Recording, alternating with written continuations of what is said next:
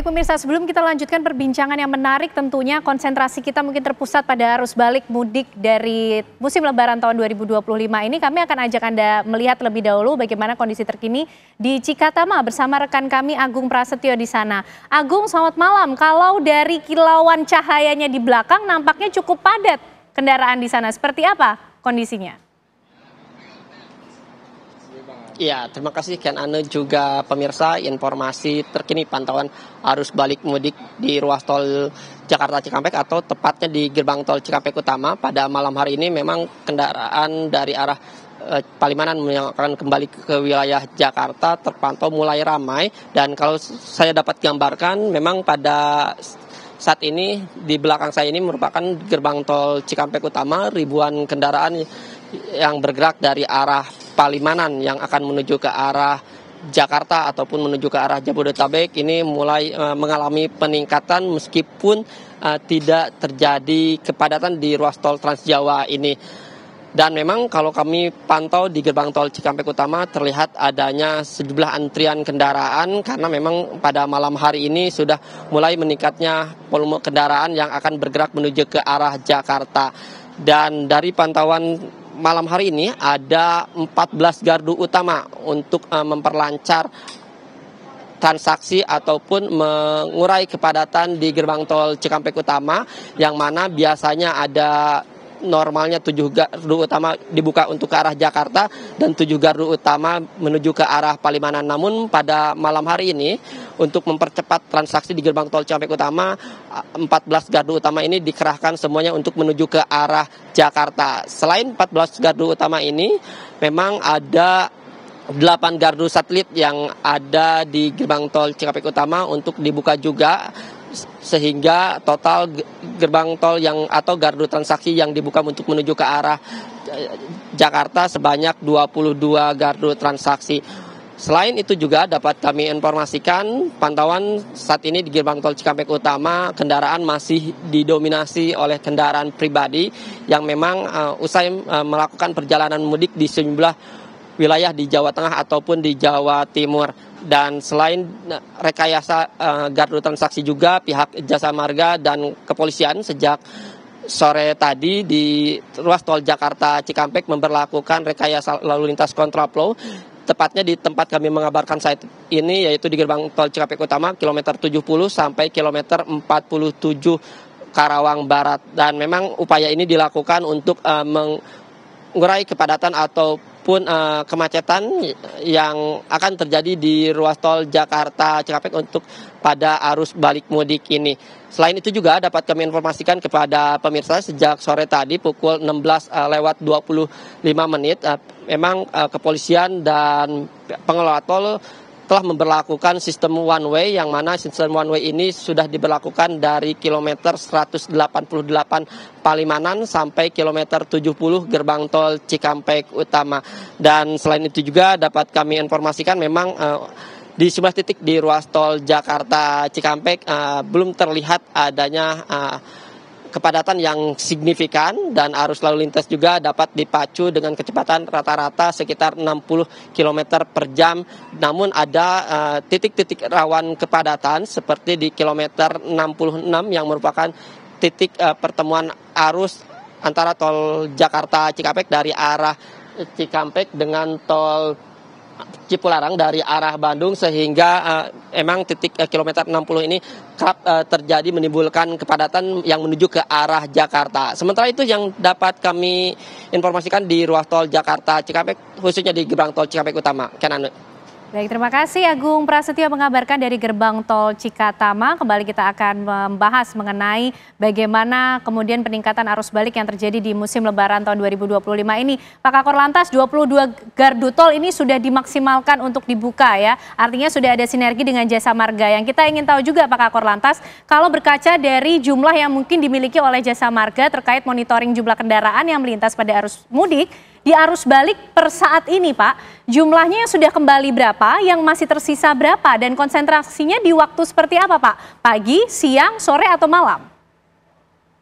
Untuk jumlah kendaraan yang kembali tentunya nanti masih kami update lagi.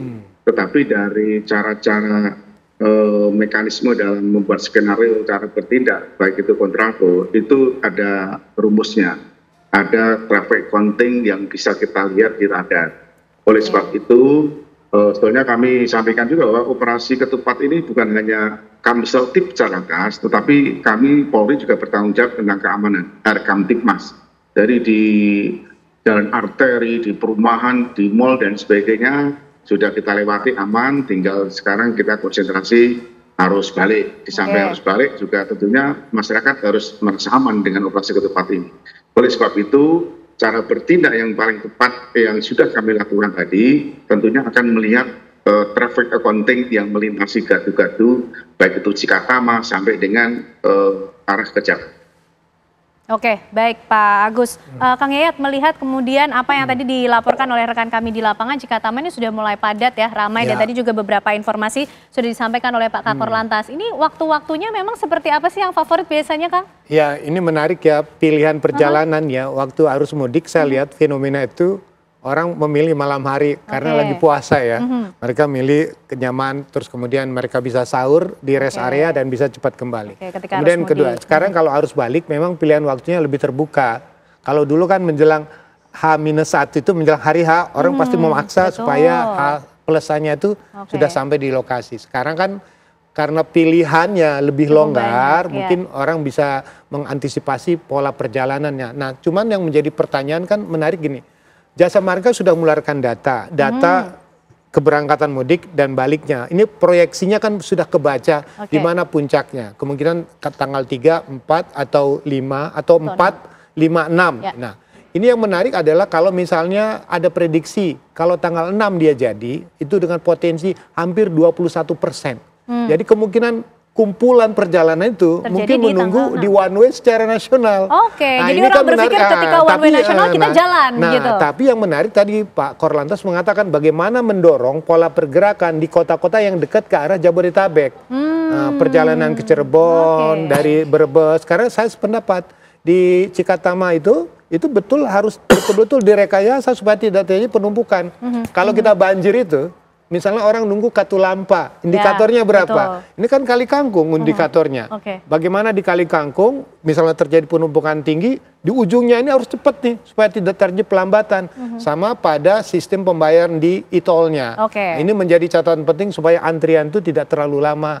Dan tadi Pak Yusri mengatakan, mental turbulensi itu akan menjadi sebuah fenomena yang perlu kita antisipasi ketika tingkat puncak kelelahan itu terjadi. Coba kita cross check dulu sebelum ke Pak Yusri, ke Pak Kakor Lantas. Pak, konsentrasi dari pengamanan, penebalan para petugas untuk membantu para pemudik di arus balik ini di titik mana saja? Di Cikatama tadi disampaikan oleh Kang Yayat. Ada titik lainnya juga dan rekayasa seperti apa yang disiapkan?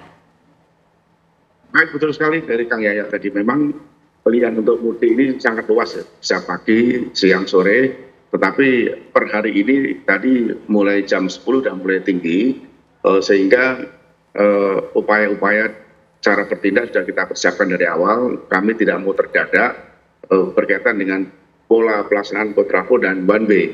Kalau berkaitan dengan penebalan, karena ada jalur tol fungsional yang nanti akan kita fungsikan, di sana juga ada penebalan termasuk juga penjagaan. Sepanjang jalan tol baik itu Cikampek sampai dengan 246 Jawa Tengah ini dipertebal untuk bisa mengawasi, sehingga pada saat melihat traffic counting itu tidak hanya di gardu atau radar saja, tetapi dari HT, dari komunikasi kita dari ujung tol ke ujung tol ini bisa diinformasikan. Bangkitan arus dari Pejagan, ini Kasat sudah menyampaikan dan lain sebagainya. Karena parameter-parameternya langsung fakta di lapangan, sehingga kita tarik secepatnya untuk menuju ke Jakarta ketika nanti di